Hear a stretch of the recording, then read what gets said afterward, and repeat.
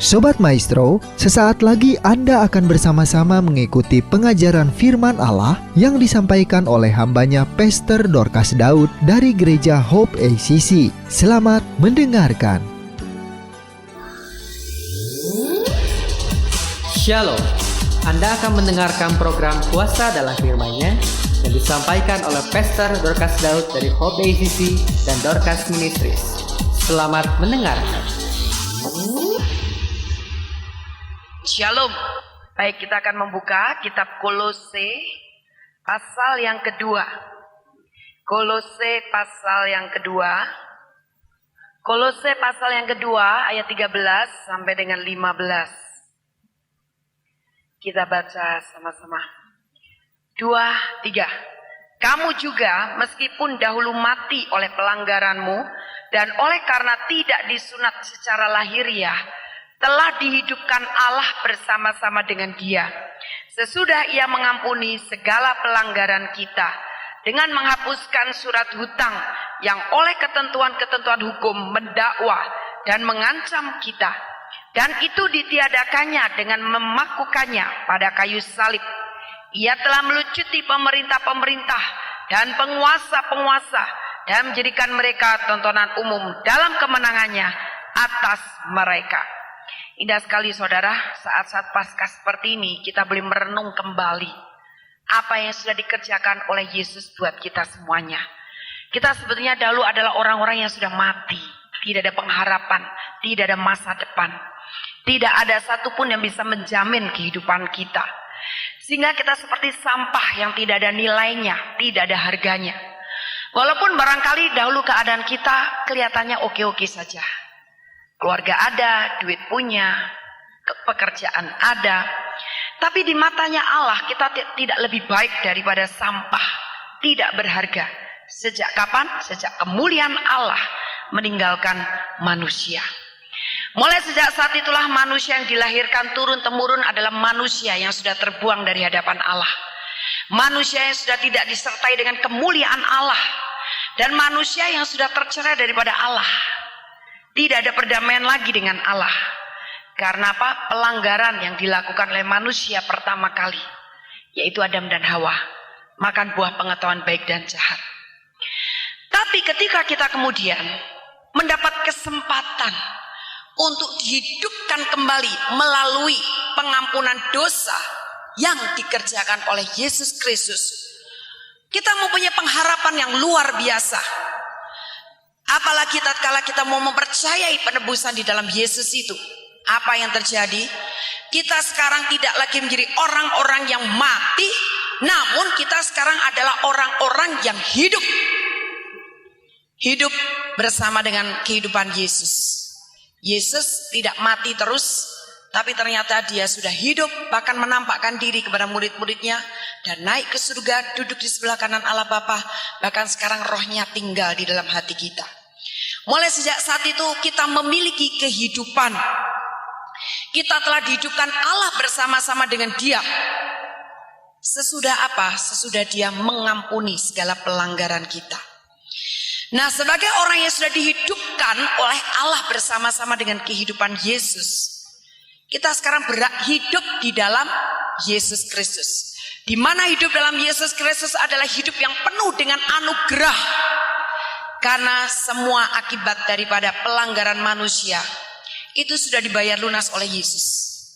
Baik itu kelemahan secara rohani, kelemahan secara daging, jasmani, dan kemiskinan secara materi. Alkitab mencatat bahwa Yesus Kristus sudah membayar semuanya dengan lunas.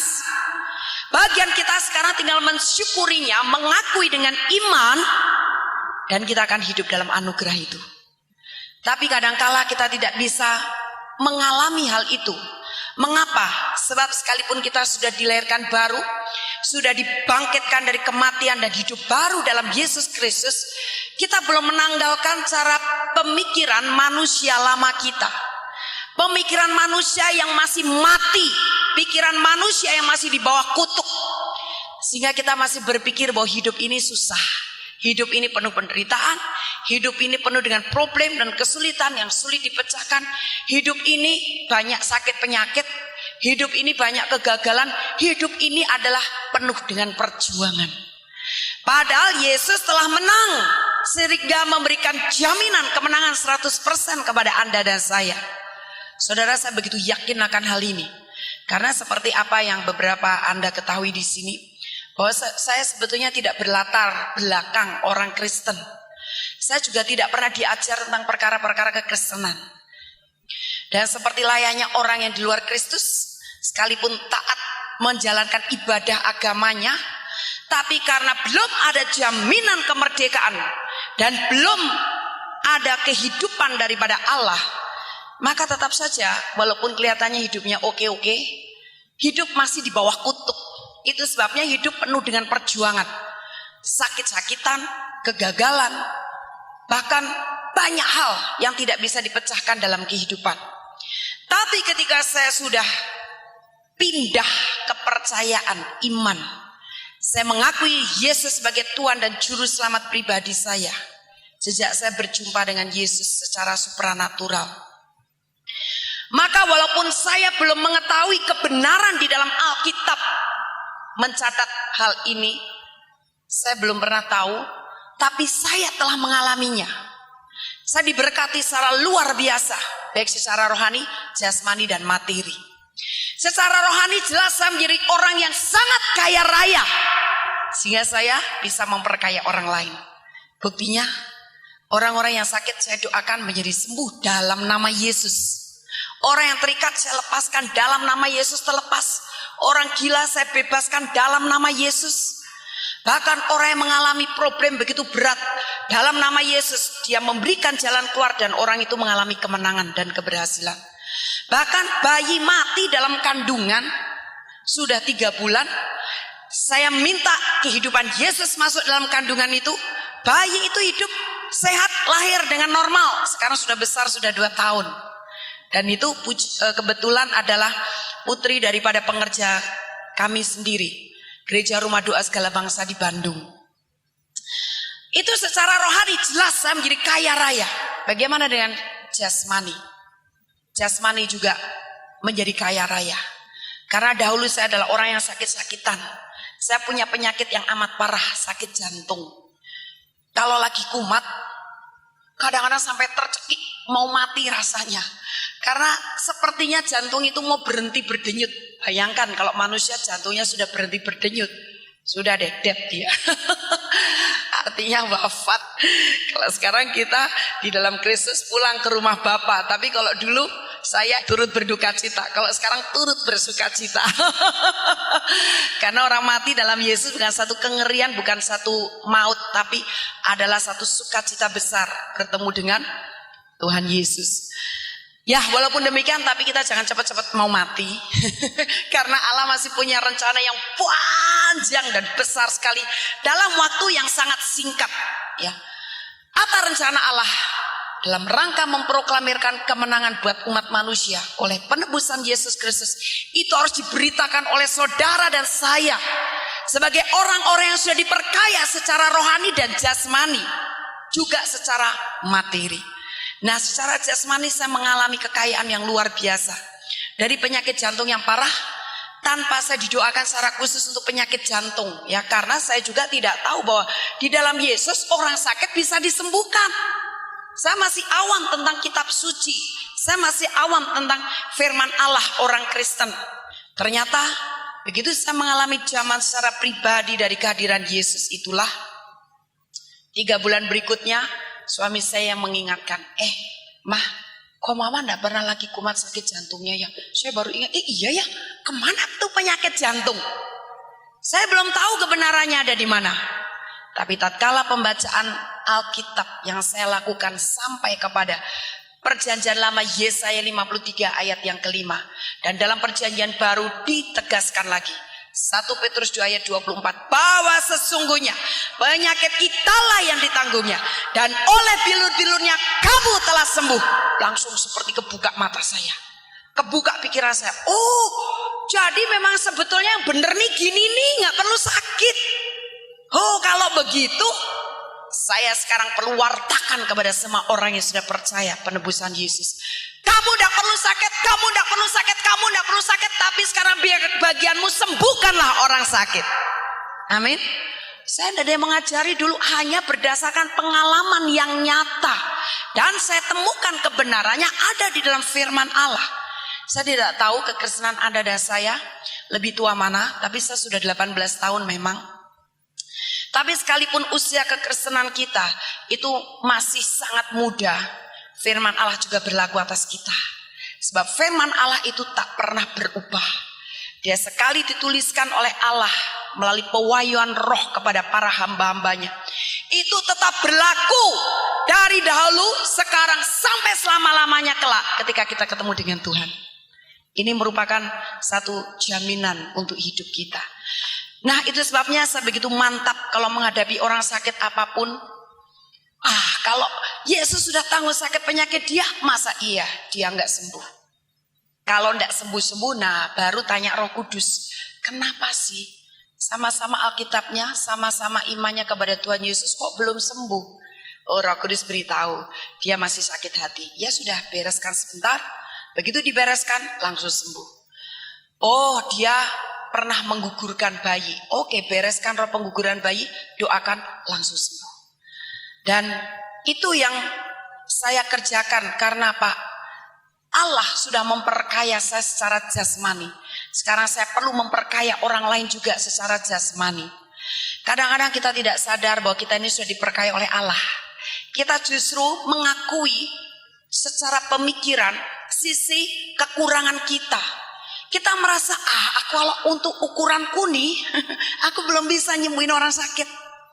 Itu bukan ukuranku, yang itu ukuran buat dia nono di sana toh. Di sana tuh dia karena udah lebih senior daripada saya, dia sudah lebih lama daripada saya. Bagianku ini sekarang saya terima aja dulu, tapi terima kebablasan, terima terus sampai kembung sendiri.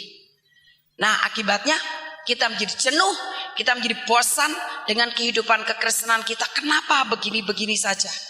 Akhirnya urapan akan habis dengan sia-sia. Nah, itu sebabnya kita perlu memperkaya orang lain, karena kita sudah diperkaya juga secara jasmani. Secara materi nggak perlu deh hitung-hitungan harta. Saya punya harta yang sangat tak ternilai harganya, dan tidak ada yang lebih kaya daripada saya. Siapa harta saya yang paling berharga? Yesus Kristus. Bukan hanya itu saja, saya punya harta materi yang berkelimpahan. Saya simpan di bank duit saya. Betul. Di bank yang aman, ngengat dan gegat, tak pernah bisa memakannya. Bank mana? Bank sorga. Amin. Wah, luar biasa kalau dihitung barangkali kalkulator yang paling paling canggih aja enggak bisa ngitung kekayaan saya. Kenapa saya tahu saya kaya? Karena kalau saya butuh langsung itu keluar duitnya. Saya butuh langsung keluar itu ceknya. Berapapun yang saya butuhkan, Bapak tahu yang saya butuhkan bukan untuk berfoya-foya, tapi memang untuk kebutuhan, untuk keperluan. Dia segera keluarkan cek. Bank segera keluarkan duit itu. Kadang-kadang cash, kadang-kadang harus diuangkan ke bank dunia. Tapi itulah kenyataannya. Saya bukannya sombong, tapi saya sedang memamerkan kekayaan yang Allah berikan kepada saya sebagai pewaris kerajaan Allah. Nah, ini juga adalah bagian Anda semuanya. Saya ingin bukakan pengertian dan pikiran Anda bahwa Anda semua yang duduk di sini adalah orang-orang yang kaya raya. Amin. Jangan pernah Anda bilang, aduh habis gak punya duit sih. Habis saya ini kurang. Aduh habis rumah saya masih kontrak. Sekalipun kenyataannya masih seperti itu, cobalah kita pindah daerah cara pemikiran kita. Sebab realita yang akan kita alami, berkat secara materi yang akan kita alami, itu tergantung dari pemikiran kita. Kalau pikiran kita mempercayai firman Allah, maka janji firman Allah akan segera digenapi oleh Tuhan dalam hidup kita. Jadi buang kebiasaan-kebiasaan, lebih sadar akan apa yang sedang Anda alami. Kita harus lebih sadar apa yang Allah katakan kepada kita, sehingga iman kita mempercayainya. Walaupun kenyataannya kita masih tinggal di dunia dan buktinya memang kita mengalami seperti itu. Tapi saya tidak mau tahu. pokoknya, pokoknya kalau orang Jawa bilang, pokoknya yang saya tahu, iman saya tahu ini luar biasa cesplengnya. Saya sekarang lagi getol-getolnya yang saya tahu. Kadang-kadang saya ucapkan dalam doa, tapi yang jelas nomor satu itu sangat termeterai dalam pikiran saya. Yang saya tahu, Yesus Kristus telah menjadi miskin sekalipun dia kaya raya, supaya saya miskin menjadi kaya oleh karena kemiskinannya. Nah, jadi saudara, kalau pikiran kita sudah setuju seperti itu dengan firman Allah, maka firman Allah gampang saja terjadi dalam hidup kita. Nah, jadi Yesus sudah melakukan segala sesuatu dan semuanya kepada kita. Apalagi yang harus kita perjuangkan? Paling yang harus kita perjuangkan adalah iman kita. Itu sebabnya kita ditaruh di dalam satu jalur perlombaan. Perlombaan apa? Perlombaan iman. Perlombaan iman itu untuk apa? Mengasah iman kita makin tajam, makin kuat, makin teguh, dan bahkan berani melakukan lompatan-lompatan iman. Sama dengan orang yang pengen berenang. Saya dulu waktu masih muda, saya pengen sekali berenang. Tapi setiap kali kalau saya mau renang, kalau nggak ada yang ngawal, ibu saya tuh nggak boleh, ayah saya juga nggak boleh. Jadi mesti sama kakak-kakak saya atau sama orang tua saya. Kebetulan kolam renang itu tidak jauh dari rumah kami. Nah, pada waktu saya masih belum bisa renang, padahal hati ini pengen banget, aku pengen bisa renang. Tapi selama saya hanya berdiri di pinggir kolam renang sambil hatinya ngomong aja, pengen renang, tetap berdiri di situ. Bisakah saya berenang? Bisa nggak saya berenang? Nggak bisa. Bagaimana saya bisa berenang? Mesti nekat nyemplung, nyebur, begitu biur. Tapi tetap ada yang ngangkat kakak saya, tetap ada yang nolong kakak saya. Jadi saya nggak jadi mati tenggelam. Nah, ternyata saya mau mengulang itu berani melompat. Akhirnya bisa berenang. Aduh, rasanya merdeka sekali, enak ya bisa renang. Rasanya mendapatkan sesuatu yang luar biasa. Nah, sama saudara, hidup di dalam Kristus. Bagaimana kita bisa berhasil mengikuti Dia dan menikmati seluruh janji-janjinya, penebusannya untuk berkat rohani, materi, dan jasmani dalam hidup kita. Seperti saya tadi, kalau pengen renang langsung saja nyemplung. Kalau kita pengen berhasil langsung saja bertindak. Karena apa? Iman. Jadi yang namanya iman itu harus berani bertindak. Namun bertindaknya seperti apa? Jangan juga iman yang membabi buta, tapi bertindak sesuai janji firman Allah. Tapi bukan iman yang mencobai Tuhan. Misalkan begini, ada firman Allah bilang, jatuhkanlah dirimu, maka malaikat akan menatang engkau. Terus karena Anda punya iman, nekat, aku mau jatuhin diri dari lantai 11. Mati. Itu namanya gila-gilaan, bukan hidup dalam iman. Iman yang benar adalah iman berdasarkan janji firman Allah yang positif. Tentang berkat kesembuhan ilahi, tentang berkat kekayaan, tentang berkat apalagi keberhasilan, tentang berkat kita bisa dipakai Tuhan dengan luar biasa, dengan kuasa yang dahsyat. Baru itu kita melangkah dengan iman. Nah, ketika kita melangkah dengan iman, ternyata terjadi. Rasanya iman itu baru saja naik tangga 2 step. Barangkali baru 2 step. Nanti sudah 2 step, melangkah lagi dengan iman. Naiknya 3 step, 3 tangga. Lama-lama kita tahu bahwa dengan Yesus ternyata luar biasa. Jadi kita harus mulai berani mempraktekkan iman itu dalam kehidupan kita. Kalau kita tidak berani mempraktekkan iman, kita tak akan pernah berhasil. Karena siapakah orang yang berhasil? Orang yang hidup dalam iman. Dan siapakah yang harus hidup dalam iman? Orang-orang benar.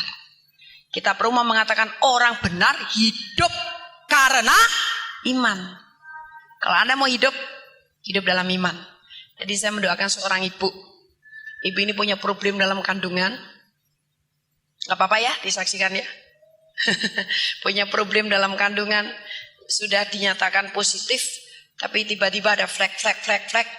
Terus di foto ternyata itu kosong. Gimana Bu? Dokter suruh saya kiret. Jangan. Sekali Ibu melangkah mau dengan iman. Ibu, saya tanya dulu deh, pengen anak itu hidup terus? Atau ya sudah menyerah, pengen hidup? Oke, sekarang kalau pengen hidup tetap hadapi dengan iman. Saya ditunjukin fotonya, ini Bu, dulu begini ada titiknya di kandungan itu, tapi sekarang kok gelap semuanya. Jadi dokter bilang, oh kandunganmu kosong. Dan terus ada flek. Saya bilang, pokoknya sekarang hadapi dengan iman. Jangan, kita harus lebih percaya kuasa doa daripada perkataan-perkataan seperti itu. Berani menghadapi dengan iman, ya dah. Jadi saya nggak perlu dikuret ya, nggak perlu. Saya percaya mujizat sudah terjadi. Amin. Nah, beginilah cara hidup dengan iman, berani nekat. Asal nekat sesuai firman. Kalau tidak sesuai firman, kita bisa kecemplung ke rawa-rawa. Nah, sekarang 2 Korintus 4 ayat 3 sampai dengan 4. 2 Korintus 4 ayat 3 sampai 4. Jika Injil yang kami beritakan masih tertutup juga, maka ia tertutup untuk mereka yang akan binasa, yaitu orang-orang yang tidak percaya, yang pikirannya telah dibutakan oleh ilah zaman ini, sehingga mereka tidak melihat cahaya Injil tentang kemuliaan Kristus yang adalah gambaran Allah. Saudara, kalau Anda dengar kata Injil, itu yang terbayang dalam benak Anda apa? Apakah Injil itu hanya, oh Yesus mati di kayu salib, dan pada hari yang ketiga bangkit dari kematian, naik ke surga, duduk di sebelah kanan Allah Bapa? Itu memang betul. Tapi di balik apa yang dilakukan oleh Yesus atau apa yang terjadi dalam Yesus, ternyata ada kekayaan Injil yang luar biasa. Yaitu janji-janji kehidupan untuk Anda dan saya. Tapi firman Allah ini mengatakan, kalau itu sudah diberitakan kepada orang-orang dan mereka masih saja belum mempercayainya. Hei, kamu sudah ditebus dari sakit penyakit. Oh, tapi aku mau sakit encok nih, sakit encok. Encok terus. Kamu sudah menjadi orang yang kaya raya karena Yesus sudah rela menjadi miskin sekalipun dia kaya supaya kamu menjadi kaya oleh karena kemiskinannya. Tapi aku enggak punya duit. Kamu tuh sudah punya kuasa Roh Kudus. Ayo sekarang mulai doakan orang supaya yang sakit menjadi sembuh. Aduh, tapi saya ini kayaknya belum waktunya untuk menyembuhkan orang sakit. Saya masih perlu banyak ditolong. Bagi orang seukuran saya nih, masih perlu didukung, masih perlu didoakan, masih perlu dilayani. Nah, itu adalah alam pikiran yang dibuat berputar-putar oleh si iblis, ditutup. Sehingga kebenaran Injil yang merupakan kekayaan Allah dan pekerjaan Allah yang sudah diselesaikan dan digenapi dalam Yesus Kristus menjadi pudar di dalam pikiran kita. Nah, kalau pikiran kita sudah tertutup oleh hal seperti itu, maka iman tidak bisa menuju ke sana. Iman kita juga menjadi tidak percaya akan apa yang sudah dilakukan oleh Yesus. Padahal hidup dalam Yesus itu gampang sekali sebetulnya. Kuncinya hanya apa? Kuncinya apa? Percaya. Kuncinya apa? Percaya. Nah, simpel kan? Saya dulu belum mengetahui apa-apa.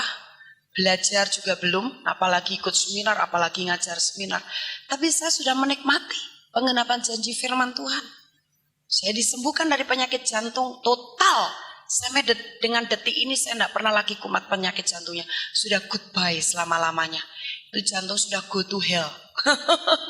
Saya memiliki kehidupan di dalam Yesus Kristus. Nah, hati-hatilah sekali. Iblis memang berusaha untuk mengacaukan iman kita itu dengan menutupi alam pikiran kita supaya tidak mengetahui kebenaran ini. Atau lebih jelasnya lagi, supaya tidak mempercayai kebenaran ini.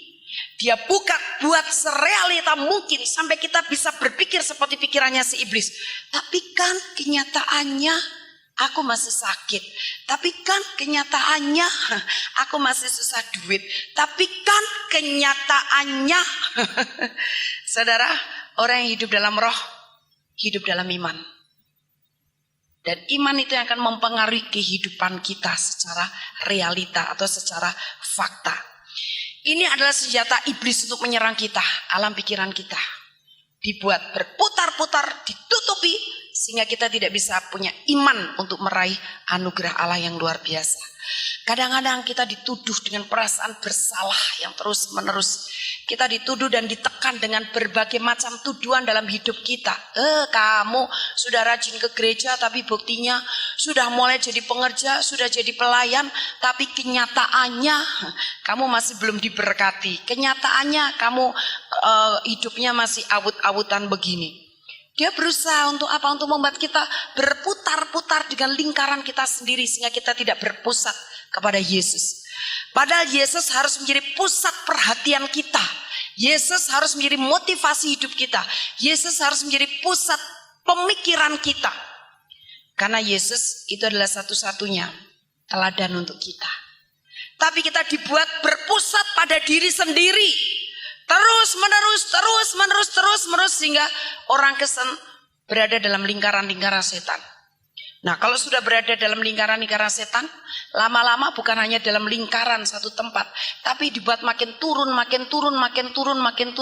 masuk ke dalam dunia orang mati. Frustrasi, stres, putus asa, kecewa, tertekan, merasa kering hatinya, gelisah, resah, dan berbagai macam hal. Saya pernah kenal seorang ibu dahulu. Ibu ini rajin sekali mendatangi hamba-hamba Tuhan. Dan tiap kali kalau ketemu hamba Tuhan yang diceritakan dirinya terus. Aduh, suami saya ya begini, aduh suami saya ya begitu. Dah didoakan sama hamba Tuhan itu, pergi lagi ke hamba Tuhan lain. Sama, aduh suami saya ya begini, suami saya begitu. Aduh, gimana sih ya supaya suami saya sabar? Gimana supaya suami saya tuh bisa tiap kali mendoakan saya, bimbing rohani. Dah didoakan. Ada lagi hamba Tuhan datang lagi. Aduh, suami saya tuh enggak mau serius dengan Tuhan. Bahkan kalau saya ajak berdoa, gimana ya supaya suami saya sabar? Dah doakan. Ketemulah juga dengan saya. Cerita yang sama, dah saya doakan. Suatu kali ketemu lagi dengan hamba Tuhan lain, cerita lagi, doakan lagi. Sampai akhirnya ketemu lagi dengan saya. Dalam kurun waktu sekian lama, itu sudah sangat lama, kira-kira berapa tahun. Ternyata suatu saat waktu itu saya masih tinggal di Walter Mongin City. Ibu ini telepon, masih dengan kasus yang sama. Aduh, gimana ya supaya suami saya, loh saya pikir Anda tuh gak pernah ketemu saya, sudah happy banget. Anda sudah ditangani oleh begitu banyak hamba Tuhan. Nah, kesalahannya di mana? Kamu mengizinkan iblis dan setan membuat engkau dalam lingkaran-lingkarannya. Sebab matamu tidak tertuju kepada Yesus, tapi tertuju kepada manusia dan dirimu sendiri. Akibatnya kamu tidak bisa keluar dari lingkaran-lingkaran itu. Sekarang Anda harus melakukan terobosan. Gimana Bu nggak bisa? Sembah Tuhan dan percayai janji firman Allah. Kalau masih ada roh penuduh, masih ada roh yang mau mengingat-ingat keburukan suami dan sebagainya, tengkeng keluar dalam nama Yesus. Anda sudah puluhan tahun jadi orang Kristen, masa ia masih belum bisa tengkeng setan? Tak gituin langsung dia kayak kebangun. Aduh, ibu bangunin saya ini yang tertidur. Saya bilang memang sekali-kali Anda perlu diomong keras. Kalau enggak tertidur melulu kesiangan bangunnya. Kesiangan kehabisan berkat. Nah sekarang Anda harus mulai makan firman lagi. Kalau belum bisa masuk, ditengkingi dulu pikirannya. Ini pikiran yang terus membuat keluar. Ini roh-roh setan-setan iblis yang membuat saya terkurung pikirannya. Hayo keluar, saya jebol. Dalam nama Yesus, aku bakar dengan api menyala-nyala. Beberapa kali kalau saya mendoakan orang-orang yang tidak bisa keluar dari masalahnya, walaupun terus-menerus didoakan dan dilayani, ternyata pikiran itu seperti kadang-kadang dalam fashion itu benang kusut. Tapi kadang-kadang seperti dikurung oleh kurungan. Tahu ya kurungan ayam ya? Kurungan ayam itu kan sesuatu yang dimasukkan dalam kurungan itu udah tidak bisa kemana-mana. Seekor ayam juga segede apapun ayam jago, kalau sudah di bawah kurungan dia nggak bisa lepas kemana-mana. Nah, pikiran manusia itu sering dikurung seperti itu oleh iblis. Ada seorang anak muda di Bandung. Nah, anak muda ini memang stres. Tiap kali datang dalam pelayanan satu tim dan dilayani ngejublek aja malah melotot. Kalau didoakan itu dalam nama Yesus, terus dilirik ini orangnya. Hayo keluar. Ini bukan rohnya yang keluar, matanya yang keluar tambah. Jadi akhirnya anggota-anggota tim ini capek ngelayanin dia. Saya masih cuek aja karena saya cukup sibuk. Biasanya dalam pelayanan satu tim ini dulu ya, terjadi dulu. Banyak orang datang kepada saya, jadi ya sudah, itu sudah ditangani orang-orang lain, ya sudah, saya tidak perlu ikut-ikutan. Tapi orang ini sekalipun yang layanin udah kecapean ngelayan, dia tidak bosen-bosennya loh. Sangat telaten, dia datang tiap kali ada pelayanan, datang terus. Bukan pengerja tim, ini bukan tim RDSB ya, tim lain. Timnya, anggota timnya udah bosen melayani dia, tapi dia tidak pernah bosen dilayani. Jadi akhirnya timnya yang angkat tangan. Lama-lama saya kok kasihan toh, ini dari pagi sampai sore nongkrong aja nggak ada yang tanganin. Ya sudah, akhirnya saya selesai pelayanan yang lain-lain, saya datengin dia. Dalam hati ada satu tekad di dalam hati saya, masa sih dengan Yesus nggak bisa mengeluarkan orang ini dari lingkaran-lingkaran setan? Pasti bisa. Itu yang selalu terbit dalam hati saya. Masa dengan Yesus nggak bisa gitu loh. Nah, saya tahu ini adalah reaksi iman di dalam saya. Untuk apa? Untuk firman Allah ketika menghadapi atau melihat masalah. Baik masalah itu dengan masalah orang lain maupun masalah yang saya hadapi. Nah, jadi saya dekati. Saya tahu kalau diajak ngomong percuma juga. Karena kadang-kadang ngomong ya, kamu misalkan gini ditanya sama salah satu anggota tim. Kamu tuh kenapa begini? Gini, dulu itu ibu saya ya rumahnya pernah dipasang paku emas gitu ya. Terus dicabut, udah ditengkingi sama hamba Tuhan gitu. Dan saya tuh waktu kecil pernah jatuh naik sepeda. Nah padahal itu dulu tuh rumah tuh plafon itu pernah dipaku sama paku emas sama mama saya. Udah ditengkingi sama hamba Tuhan. Nah suatu kali saya tuh pernah pergi ke serempet beca. Saya nangis sekali lah. Itu rumah saya pernah dipaku sama paku emas. Nanti cerita apalagi kembali lagi, rumah saya pernah dipaku sama paku emas oleh dukun. Jadi terus berada dalam lingkaran-lingkaran itu. Jadi saya berpikir percuma, nggak usah diajak ngomong, buang waktu. Yang paling penting di sini dibutuhkan adalah hikmat roh. Saya bergantung kepada kekuatan roh, silakan Roh Kudus, apa yang harus saya kerjakan buat anak muda ini. Tiba-tiba saya diperlihatkan keadaan otak itu persis seperti benang kusut itu. Anda tahu ya kalau benang kusut itu kan kita sampai kesel banget membuka benang itu. Dan begitu kusutnya sampai rasanya tidak mungkin bisa dibuka. Tapi saya bilang, masa iya sama Tuhan benang kusut itu tidak bisa dibuka. Saya tengking dia, dalam nama Yesus sekarang benang kusut keluar dari kepalanya, keluar dari otaknya. Tiba-tiba dia jondel, langsung muntah. Kaget semuanya anggota tim yang lain, kok bisa muntah anak muda ini. Terus saya layani pelepasan, lalu terus semua roh-roh semua termasuk paku emas yang di rumahnya. Padahal udah disabut sama hamba Tuhan, rumahnya di Cirebon. Yang dulu ditanam oleh dukun. Saya tengking sampai muntah darah. Muntah. Apa yang terjadi? Sekarang mata itu tidak menerawang lagi. Dan ketika mengikuti persekutuan, dia mulai bisa muji Tuhan, menyembah Tuhan, baca firman bisa. Dan ketika ketika ada ruang kesaksian, dia bisa berkesaksian dengan susunan cerita yang tepat. Ketika ada pengurapan, dia yang paling sensitif. Dan sekarang dia menjadi seorang penginjil, sudah menikah, anaknya sudah 2 orang, tinggalnya di kompleks dekat saya juga. Dia menjadi penginjil yang sangat setia kepada Tuhan. Nah, sejak kapan? Sejak pikirannya yang dibuat menjadi benang kusut oleh si iblis supaya digelapkan ya, dari kebenaran firman Allah ini sehingga imannya tidak tumbuh ke sana, dibebaskan. Nah, jadi saudara, firman Allah dalam Filipi 4 mengatakan apa? Filipi 4 ayat yang ke-8.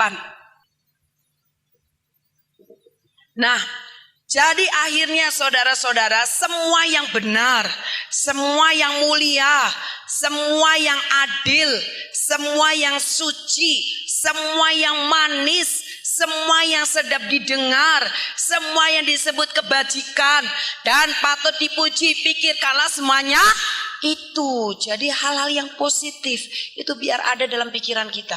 Sekarang yang positif itu apa? Tidak lebih daripada firman Allah. Nah, jadi firman itu sangat penting buat kita. Makanya jangan hanya makan firman, mendengar dari orang lain, tapi makan sendiri. Jangan minta disuap melulu, belajar makan sendiri sampai kenyang dan puas. Kalau disuap itu tergantung dari yang nyuap. Kalau dia udah capek nyuap sepiring, walaupun Anda masih lapar, dia tidak akan kasih tambah. Tapi kalau Anda makan sendiri mau 10 piring asal perutnya masih kuat, bisa makan terus. Nah, makan firman juga begitu. Kalau kita bertekad makan sendiri, waduh sampai puas, sampai haleluya, puji Tuhan, terima kasih Tuhan. Saudara, firman itu punya kekuatan yang luar biasa. Karena firman itu adalah kekuatan Allah untuk menyelamatkan kita. Juga termasuk menyelamatkan pikiran kita dari tuduhan-tuduhan si iblis. Suatu kali, belum terlalu lama, karena perkataan seseorang yang tidak tepat, tapi terus menuduh menghakimi saya, sambil emosi begitu, itu terbawa sampai pulang. Terus seperti omongan dia tuh ngatain saya, kamu kan begini, iya Anda begini, iya Anda begini, iya. Itu sampai terus berdengung dalam otak saya. Saya sadar ini tidak bagus, ini tidak benar. Pikiran saya harus pikiran yang benar, pikiran yang suci, pikiran yang mulia, dan apa yang disebut kebajikan patut dipuji itulah. Tapi bagaimana? Sampai saya berhari-hari nangis tidak bisa berhenti. Saya nangis. Akhirnya saya bilang sama Tuhan, Tuhan, aku mesti bikin terobosan. Aku tidak mau dikurung oleh roh penuduh-penuduh ini. Aku tidak mau akui seperti itu karena memang aku tidak melakukannya. Saya naik ke kamar doa saya. Di situ saya teriak, dan akhirnya Tuhan memberikan ayat firman Tuhan. Matius pasal yang keempat, ayat yang ke-10, dan disambung ayat yang ke-16. Maka berkatalah Yesus kepadanya, nyahlah iblis, sebab ada tertulis, engkau harus menyembah Tuhan Allahmu, dan hanya kepada Dia sajalah engkau berbakti. Lalu iblis meninggalkan dia, dan lihatlah malaikat-malaikat datang melayani Yesus. Jadi yang saya rasakan itu iblis menghadek sendiri, roh penuduh atau iblis penuduh melalui perkataan orang lain yang bisa membuat pikiran saya digelapkan. Saya nangis terus, itu kan pikiran saya kan dibuat gelap sehingga ada kesedihan yang masuk. Roh saya tertekan. Nah, ketika saya begitu baca ini, baca sekali, langsung pikiran saya seperti diterangi oleh matahari yang terang benderang. Langsung pikiran saya kebuka. Saya sukacita, itu air mata bisa akhirnya kering sendiri. Wow, saya lompat, haleluya. Waduh, puji Tuhan, sepertinya saya terbang di atas gunung-gunung yang terjal. Terbang. Memang kamar doa saya besar, panjang. Jadi saya menikmati sekali di situ. Terus masih memberikan ayat lagi. Bangsa yang diam dalam kegelapan telah melihat terang yang besar. Dan bagi mereka yang diam di negeri yang dinaungi maut, telah terbit terang. Ketika ayat yang kedua ini, saya menyadari pikiran saya sudah diterangi, hati saya terangkat lagi, saya keluar dari lingkaran-lingkaran itu. Saya keluar dari tipu daya si iblis yang mau menggelapkan dengan dakwaan-dakwaan di otak saya yang tidak benar. Saya dimerdekakan. Saya mengalami pelepasan dengan apa? Firman Allah. Nah, itu sebabnya firman itu punya kekuatan yang luar biasa.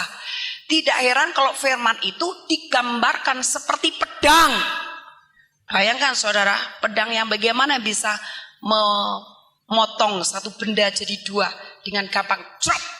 Langsung benda yang kita bacok terputus jadi dua. Pedang yang tajam. Bagaimana kita bisa punya kekuatan yang luar biasa untuk membacok, menghancurkan tipu daya si iblis yang akan berusaha menggelapkan pikiran kita, berusaha untuk mengurung kita, berusaha menjerat kita, berusaha menipu kita. Pedang roh kita harus tajam. Bagaimana mempertajam pedang roh? Makan firman setiap hari. Makan dan makan firman, tidak ada kenyangnya, tidak ada puasnya, terus. Anda boleh praktek, Anda boleh cek. Ketika Anda mulai mau makan firman terus, dan tiap kali makan firman, engkau mendapatkan ayat-ayat rema, Aku mendapatkan Tuhan berbicara secara pribadi kepada saya. Waduh, ini. Oh, rasanya makin bergairah dan pengen terus, betul nggak?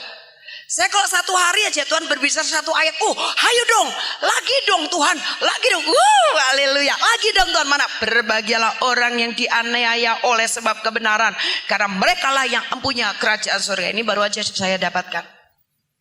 Oh, puji Tuhan. Kalau seandainya aku dianiaya oleh perkataan sih. Karena nama Yesus, karena kebenaran, karena firman Allah, karena akulah yang mempunyai kerajaan Allah. Itu saya kayak naik gitu, dan rasanya pengen lagi ngomong dong Tuhan, apalagi gitu loh. Jadi bagaimana kita terangsang dengan firman kalau kita mulai mengunyah firman itu.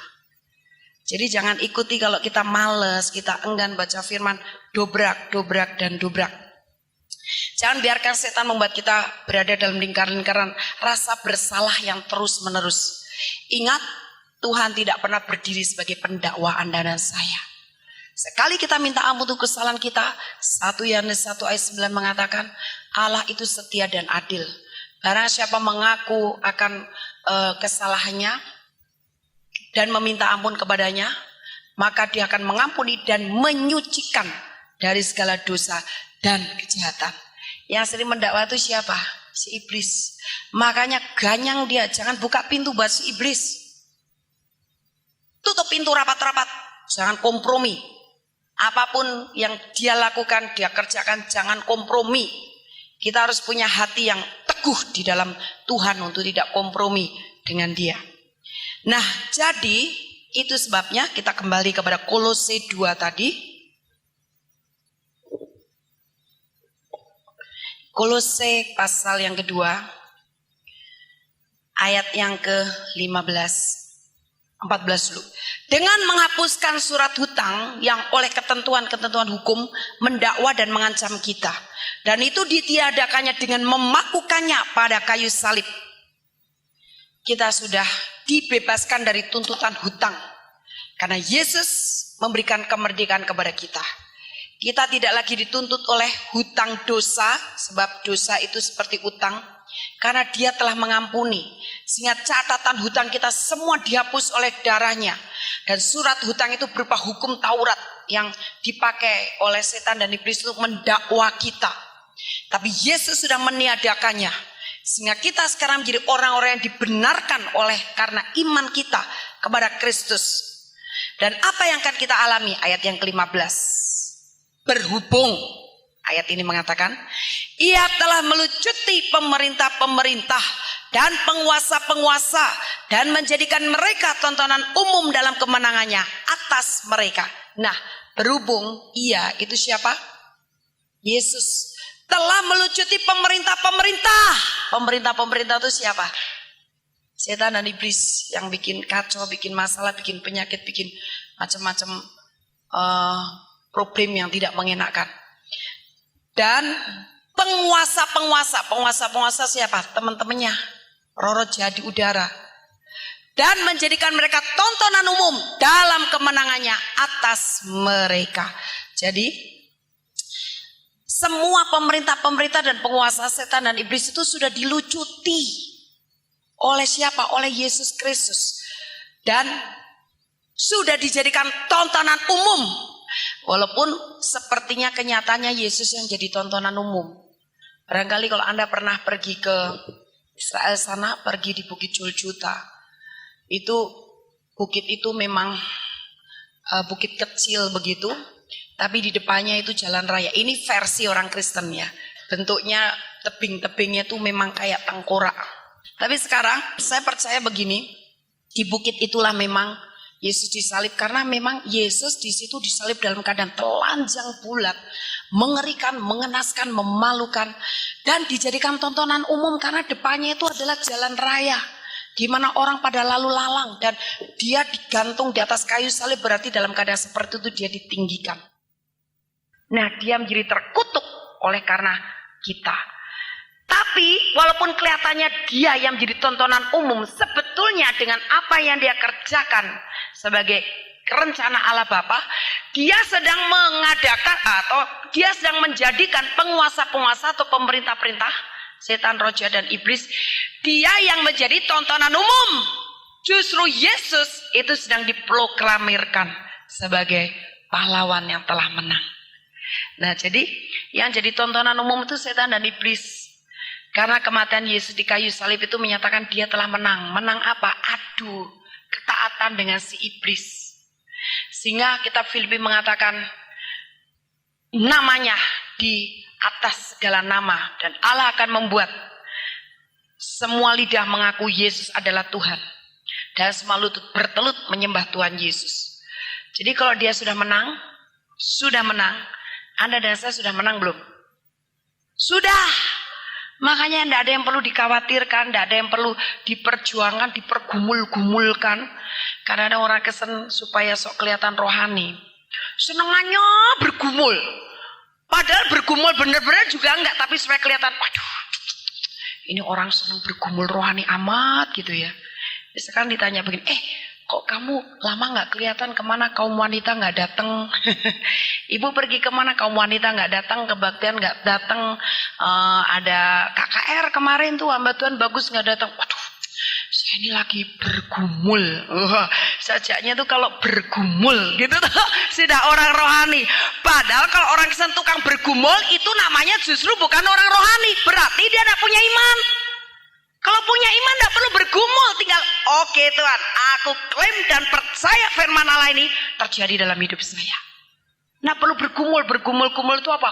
Rasanya tuh waduh terus mulek di situ. Aduh gimana sih Tuhan? Aduh saya ini butuh duit. Aduh gimana sih Tuhan? Ini penyakit ini Tuhan. Aduh gimana ini pekerjaan ini Tuhan. Aduh gimana ini keluarga saya ini gimana ini? Itu bergumul, berarti tidak punya iman. Jadi jangan bangga ngomong bergumul saudara. Kalau Anda punya iman tidak perlu bergumul-gumul. Amin. Begitu masalah hadapi dengan iman kepada Yesus, engkau menang. Karena memang engkau telah menang oleh karena kemenangan Yesus. Jadi takdir kita adalah orang-orang yang lebih daripada pemenang. Bagian kita tinggal menikmati anugerahnya. Tapi sekalipun kita dimanja seperti itu oleh Allah Bapa, kita harus tetap taat kepada Dia. Sebab apa yang dilakukan oleh Yesus Kristus buat kita bisa lepas begitu saja, dirampok oleh si iblis. Barangkali itu uang, barangkali itu jabatan, barangkali itu hal-hal yang lain. Begitu juga barangkali urapan Roh Kudus tiba-tiba amblas dari dirimu. Dulu engkau punya urapan yang luar biasa, tiba-tiba padam. Bisa seperti itu kalau apa? Satu hal, kita tidak mau tetap taat kepada Dia. Jadi ketaatan itu seperti Yesus telah berhasil ditinggikan oleh Tuhan, oleh Allah Bapa. Karena ketaatannya, kita juga perlu setaat seperti Yesus. Amin. Haleluya. Kami percaya Anda pasti diberkati oleh firman Tuhan yang disampaikan oleh Pastor Dorcas Daud STH dari Hope ACC dan Dorcas Ministries. Dan bila Anda memiliki pertanyaan seputar kegiatan pelayanan kami, Anda dapat menghubungi kami di 08 222 703 0006. Sekali lagi di 08 222 703 0006. Sampai jumpa kembali. Tuhan Yesus memberkati.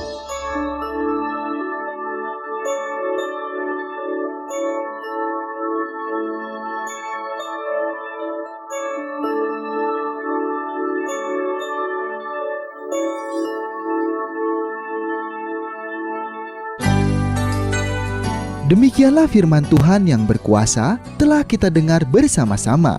Dan kami percaya Anda sangat diberkati. Bagi yang membutuhkan pertumbuhan iman dan pelayanan lebih lanjut, Anda dapat menghubungi kami dan beribadah bersama dengan kami setiap hari Minggu di Gereja Hope ACC di ACC Center, Jalan Mekar Utama, nomor 31, lantai 3 Kompleks Mekarwangi, Bandung, pada jam 8.30.